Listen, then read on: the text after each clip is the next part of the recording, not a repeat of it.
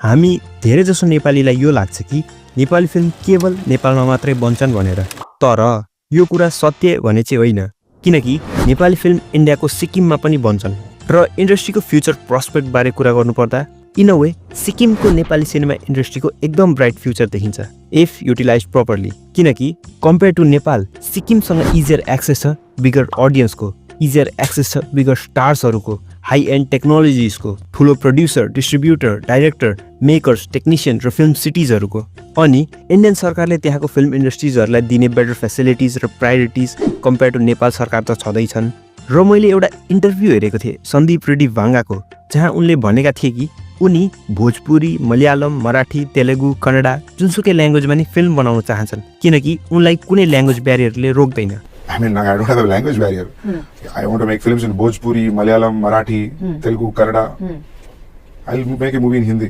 So imagine like सिक्किमको Nepali speaking एक्टर्सहरूलाई लिएर सन्दीप रेड्डी भाङ्गा और उनी जस्तै डाइरेक्टर लाइक राजामौलीले एउटा नेपाली मुभी बनाउँछन् रे, अनि त्यसलाई डिफ्रेन्ट इन्डियन ल्याङ्ग्वेजेसहरूमा डब गरेर प्यान इन्डियन रिलिज गरिदिन्छन् भने 100 करोडको collection is like easy minimum for Sandeep Reddy Vanga और राजामौली जस्तो डाइरेक्टरको लागि।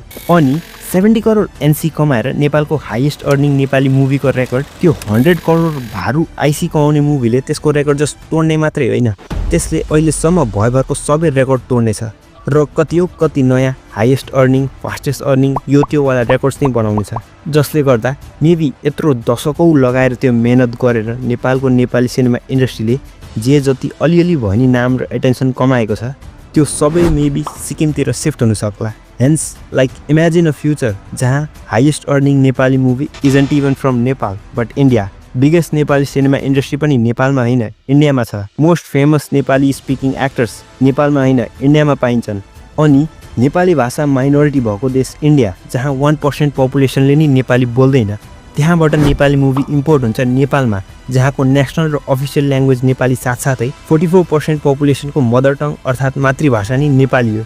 त्यस्तो सिचुएसन भविष्यमा बन्न गयो भने that would be so funny and ironic क्या। तपाईँलाई के लाग्छ कमेन्टमा लेख्नु होला।